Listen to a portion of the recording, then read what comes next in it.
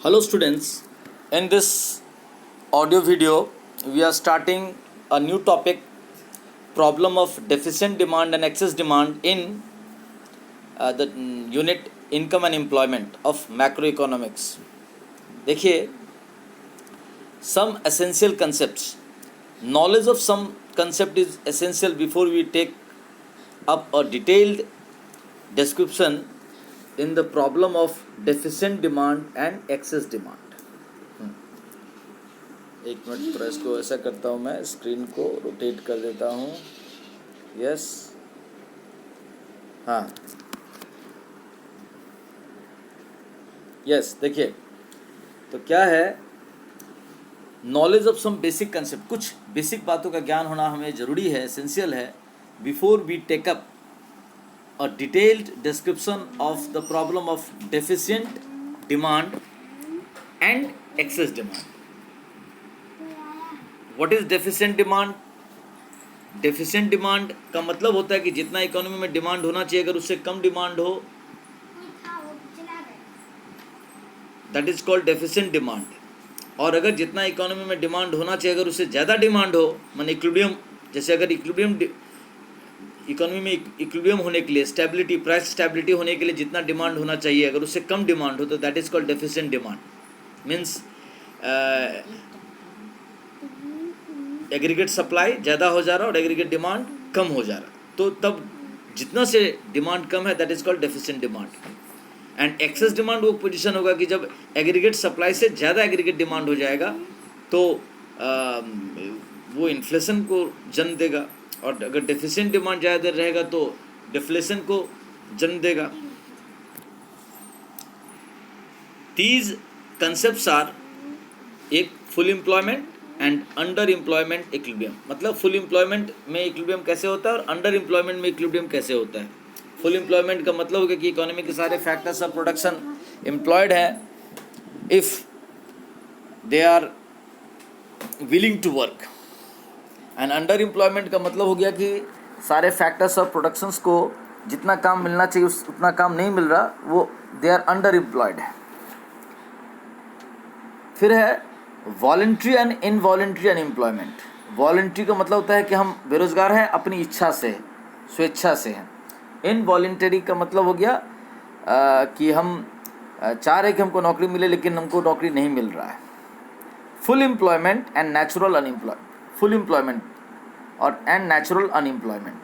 Full employment मतलब पूर्ण रोजगार, यानी सारे फैक्टर्स ऑफ प्रोडक्शंस काम करना चाह रहे हैं और उसको काम अगर मिले तो उसको फुल एम्प्लॉयमेंट. नेचुरल अनएम्प्लॉयमेंट मतलब प्राकृतिक रूप से, स्वाभाविक रूप से कुछ अनएम्प्लॉयमेंट रहेगा. तो चलिए एक एक करके समझते हैं क्या है full employment equilibrium and under employment equilibrium. इसमें equilibrium is struck when AD is equal to S. हाँ, कोई भी इकोनॉमी में स्टेबिलिटी कब आती है, प्राइस स्थिरता कब रहता है, इक्विलिब्रियम कब होता है, जब एग्रीगेट डिमांड एग्जैक्टली एएस के बराबर होता है, एग्रीगेट सप्लाई के बराबर होता है, या फिर सेविंग्स इक्वल टू इन्वेस्टमेंट के बराबर होता है. ये हम लोग पहले पढ़ चुके हैं. But it need not necessarily correspond to the situation of full employment when resources are fully utilised in the economy. हाँ, लेकिन ये जरूरी नहीं है कि अगर जब जब इकोनॉमी में इक्विलिब्रियम रहेगी, स्टेबिलिटी रहेगी, एस इक्वल टू आई होगा, A D equal to S रहेगा, इसका मतलब कि इकोनॉमी के सारे factors of production fully employed हैं या सारे रिसोर्सेज फुली यूटिलाइज्ड होंगे, ऐसा कोई ज़रूरी नहीं है. A D and S may be equal even when resources are not fully utilized or when there is unemployment in the economy. मतलब किसी भी इकोनॉमी में AD is equal to AS होंगे, but it does not mean कि economy के सारे resources fully employed है. तब भी AD is equal to AS तो होगा, बट तभी भी ऐसा हो सकता है कि बहुत सारे फैक्टर्स ऑफ प्रोडक्शन अभी अनएम्प्लॉयड है. Here is an illustration. चलिए आगे एक उदाहरण है. लेट अस एज्यूम, मान लेते हैं, that fuller utilisation of the resources leads to output worth $10 billion during an accounting year. मान लेते हैं किसी साल अगर रिसोर्सेज को फुली यूटिलाइज करे तो जो प्रोडक्शन होगा पूरे इकोनॉमी का, वो जीडीपी या वो आउटपुट जो होगा वो करीब $10 बिलियन के बराबर होगा. अच्छा, but the producers may plan output and the households may plan expenditure on output worth $8 million billion US dollars होंगे। अब देखिए पूरे इकोनॉमी में सारे फैक्टर्स ऑफ प्रोडक्शन को अगर यूज़ कर लिया जाता तो प्रोडक्शन होता 10 बिलियन के बराबर। तो अगर सारा का सारा प्रोडक्शन कर देते तब तो इकोनॉमी में एग्रीगेट सप्लाई 10 बिलियन डॉलर के बराबर होता है, लेकिन नहीं। उस इकोनॉमी के सारे प्रोड्यूसर्स लोगों ने प्लान किया कर सकते हैं कि नहीं हम लोग 8 बिलियन डॉलर के यूएस डॉलर के बराबर ही प्रोडक्शन करेंगे और ठीक उतना ही वहाँ के हाउस होल्ड वाले एग्रीगेट डिमांड करेंगे। तो यानी aggregate demand equal to aggregate supply हो गया 8 बिलियन यूएस डॉलर्स में। तो इकोनॉमी तो स्टेबिलिटी रहेगी, प्राइस स्टेबल रहेंगे, बट अभी भी 2 लाख बिलियन डॉलर्स के जो कैपेसिटी वो अनयूटिलाइज्ड है और इसके लिए बहुत सारे रिसोर्सेस आइडियली पड़े रहे, बहुत सारे फैक्टर्स ऑफ प्रोडक्शन को काम नहीं मिला होगा etcetera, so that resources worth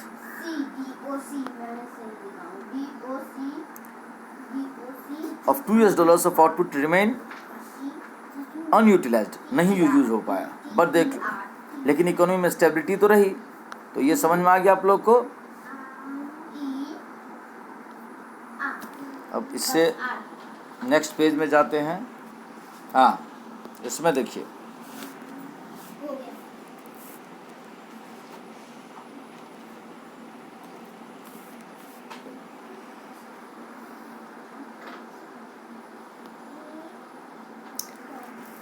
तो यानी इकोनॉमी में इक्विलिब्रियम हुई कब, जब 8 बिलियन यूएस डॉलर्स के बराबर हुआ, जबकि अभी भी 2 बिलियन डॉलर्स के रिसोर्सेस अनयूटिलाइज्ड हैं।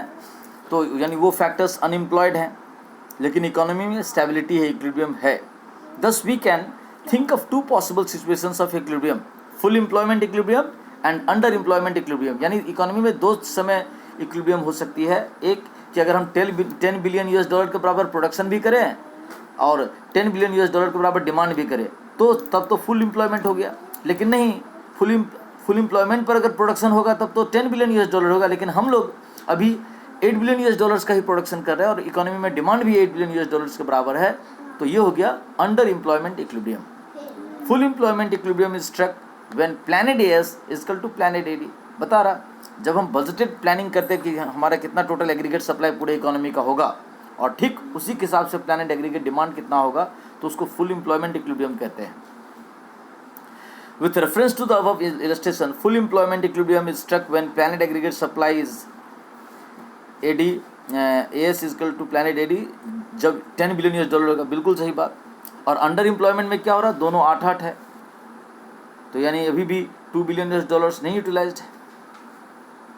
Under employment equilibrium is struck when planet aggregate supply is equal to planet aggregate demand, but resources are still not fully utilized. अभी भी कुछ resources बेकार पड़े हुए हैं, जैसे कि यहाँ पे 8 बिलियन यूएस डॉलर्स का था। तो ये आपको समझ में आ गया होगा, फुल एम्प्लॉयमेंट इक्विलिब्रियम और अंडर एम्प्लॉयमेंट इक्विलिब्रियम। नेक्स्ट है, इसको तो मैं समझा ही दिया हूँ, वही बात यहाँ पे लिखा हुआ है, आप समझ जाएंगे। 10 बिलियन यूएस डॉलर्स में भी एस इजकल टू आई होगा और 8 बिलियन यूएस डॉलर में भी एस इजकल टू आई होगा या A S is equal to A D होगा। तो यानी इक्विलिब्रियम एक अलग चीज़ है, लेकिन फुल एम्प्लॉयमेंट और अंडर एम्प्लॉयमेंट एक डिफरेंट चीज़ है। Voluntary and involuntary unemployment. Voluntary unemployment refers to a situation when people choose to remain unemployed even when jobs are available. मतलब अगर इकोनॉमी में बहुत सारे लोग काम नहीं कर रहे, हालांकि उनके लिए जॉब्स अवेलेबल है, कारण कुछ भी हो सकता है कि काम 400 रुपये पर आवर में मिल रहा हो, लेकिन वो नहीं करना चाह रहे, वो 500 per hour.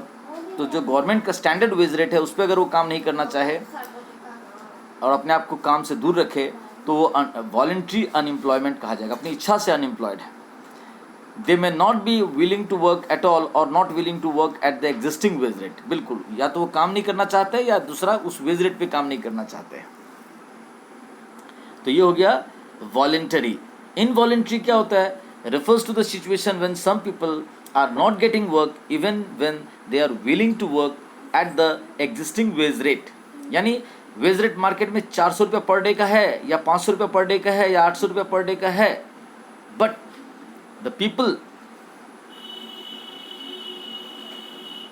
Are also willing to work at that wage rate.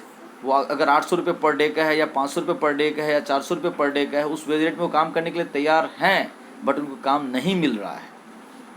इसको कहा जाता है इनवॉलंटरी अनएम्प्लॉयमेंट। यानी हम काम करने को तैयार है, रेडी है, but I am not getting job, I am qualified, I am trained, मैं उस काम में मैं स्किल्ड हूँ, but still I am not getting the job. This is called involuntary unemployment. It is a situation when AD is not enough to induce full utilisation of the existing resources. मतलब aggregate demand उस समय economy का ऐसा है जिसके कारण सारे resources का यूटिलाइजेशन नहीं हो पा रहा है, और इस कारण से कम प्रोडक्शन होने के कारण बहुत सारे फैक्टर्स ऑफ प्रोडक्शन को प्रोड्यूसर्स प्रोडक्शन का हिस्सा में नहीं बना पाते हैं. Accordingly planned output is lower than the potential output. हाँ, पोटेंशियल आउटपुट का मतलब क्या होगा, हमारी फुल कैपेसिटी जो हम कर सकते हैं. जैसे भी था ना, वो $10 बिलियन उसकी कैपेसिटी थी, लेकिन प्लानिड आउटपुट $8 बिलियन थी, क्योंकि अगर $10 बिलियन प्रोडक्शन करके रख देंगे तो $2 बिलियन बिकेगा ही नहीं, क्योंकि एग्रीगेट डिमांड उससे कम हो जाएगा. तो पोटेंशियल और प्लानिड आउटपुट का फर्क समझ में आ गया होगा आपको. There is excess capacity in the economy and some people are forced to remain unemployed. यानी तो अगर हम 10 लाख पोटेंशियल कैपेसिटी से 8 लाख $US के बराबर प्रोडक्शन करेंगे, तो जो $2 लाख बिलियन का प्रोडक्शन हमने नहीं किया, उसके कारण बहुत सारे फैक्टर्स ऑफ प्रोडक्शन अनएम्प्लॉयड रह जाएंगे. Problem of unemployment refers to the problem of involuntary unemployment. तो ये जो बेरोजगारी की समस्या है, अनएम्प्लॉयमेंट, यहाँ अनएम्प्लॉयमेंट का मतलब सिर्फ लेबर से नहीं समझिएगा, एज ए ह्यूमन बीइंग. सारे फैक्टर्स ऑफ प्रोडक्शन, मशीन हो सकते हैं, बसेस हो सकते हैं, आपकी ज़मीन हो सकता है, आपके कैपिटल हो सकते हैं, आपका प्रॉपर्टी हो सकता है, उन सभी को काम कब मिलेगा. तो वो सब यानी फैक्टर्स ऑफ प्रोडक्शन में जो भी है सारे अनएम्प्लॉयड हो सकते हैं. हाँ, तो क्या लिख रहा है, problem of unemployment refers to the problem of involuntary unemployment. ये जो अनएम्प्लॉयमेंट है ये इनवॉलेंट्री, मतलब लोग जानबूझकर के अनएम्प्लॉयड नहीं हैं, काम करना चाह रहे लेकिन काम मिल नहीं रहा है. ये वॉलेंट्री अनएम्प्लॉयमेंट नहीं कहा जाएगा, क्योंकि वॉलेंट्री में काम मिल रहा है लेकिन हम काम करने को तैयार नहीं है. If all those who are willing to work and able to work at the existing wage rate are getting work, the economy should be deemed to be in a state of full employment. हाँ, जो लोग अगर economy में जितने सारे factors of production हैं, जो काम करने को तैयार है, क्वालिफाइड है, स्किल्ड है, और उन सबको काम मिल रहा है, तो कहा जाएगा इकोनॉमी फुल कैपेसिटी में, फुल एम्प्लॉयमेंट में काम कर रही है. Even when there is voluntary unemployment, भले ही वहाँ बहुत सारे लोग अपनी स्वेच्छा से बेरोजगार बैठे हुए हैं. तो यानी अगर कुछ लोग जानबूझ करके बेरोजगार बैठे हैं जबकि उनको काम मिल रहा है, तो अभी इकोनॉमी फुल एम्प्लॉयमेंट में कहला सकती है. तो यहाँ तक टॉपिक को समझे, इसको आप समझिए, फिर नेक्स्ट ऑडियो वीडियो में आपको आगे से समझाते हैं. Thank you.